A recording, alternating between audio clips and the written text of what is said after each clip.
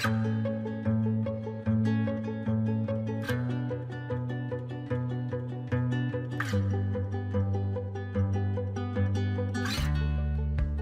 you sit in the specialty board examination, we are going to brief you on some of the basic technical requirements. So if you're ready, stay tuned and join us in this video. Sitting for the board examination requires a valid email address. So first, you must have your own valid email address.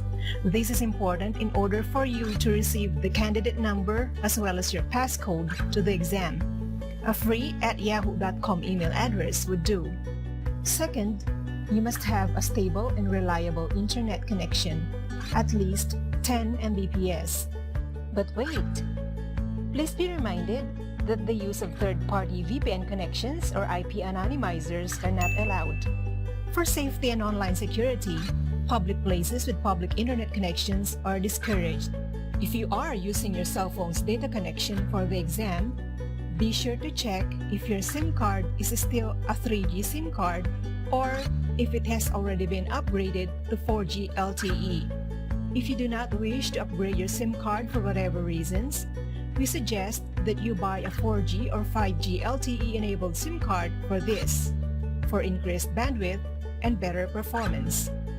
Fourth, you must have your own reliable laptop with working power source, full battery, and preferably with power cable plugged in to a power source, working camera, microphone, built-in speaker, and a working mouse. It can be Windows-based, Mac, or Linux. Desktop personal computers and tablets are not allowed. Web browser should preferably be Google Chrome, but Firefox and MS Internet Explorer will also do. Fifth, you must have reliable mobile phone with working power source, fully charged battery, and preferably with charger plugged in to a power source, working camera, and microphone. The phone must have its own stand or can be propped up. The Zoom app must be installed and registered already. And the last one, you can have your backup internet source. Example, you can have your pocket Wi-Fi or USB dongle, preferably different from the main internet source. Backup power supply, such as power banks, is optional. Next, the guidelines for the board exam. We have here the guidelines and conduct during the online written and practical exam. First, the examinee must bring his or her most recent PRC ID card for verification purposes. Examinee must be in a well-lighted room with adequate ventilation and working electrical outlet for laptop and mobile phone charger. The door should be closed but unlocked in cases of emergency. The contact number of the local designated local proctor within the examination room must be provided in case of emergencies. Examinee must have a clean table or desk to work on. Only the following are allowed on the table: laptop, mouse, mobile phone, backup Wi-Fi source, food and drinks. A clean piece of paper and a pen or pencil is allowed for notes. No unnecessary clutter.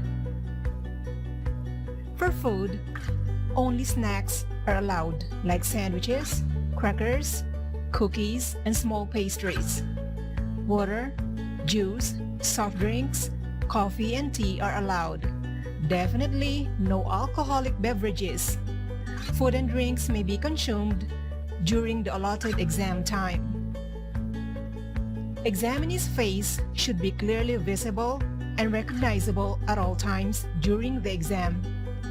No unnecessary facial movements or expressions that would make us think you are talking to somebody. No headphones, earphones, Bluetooth speakers, or music. Mobile phone camera and microphone should always be on during the exam. No incoming or outgoing calls. In the event of an incoming call, it must be declined unless it is from the member of the Board of Examiners or the Secretary. The written exam will be divided into 3 sections. Under the PBR1, we have the radiologic procedures for 50 items, physics 70 items, applied anatomy for 100 items, and under applied anatomy, items 1 to 44 are multiple choice image based, and items 45 to 100 are multiple choice questions. No bathroom breaks allowed once a section of the exam has started. An examinee can have a bathroom break once a section is finished and submitted, but before the next section is opened. Maximum duration of bathroom break is 15 minutes, but note that this 15-minute break is using up your allotted time for the rest of the examination. So there you go. If you have further questions, you may click on the link provided or you may contact the secretary.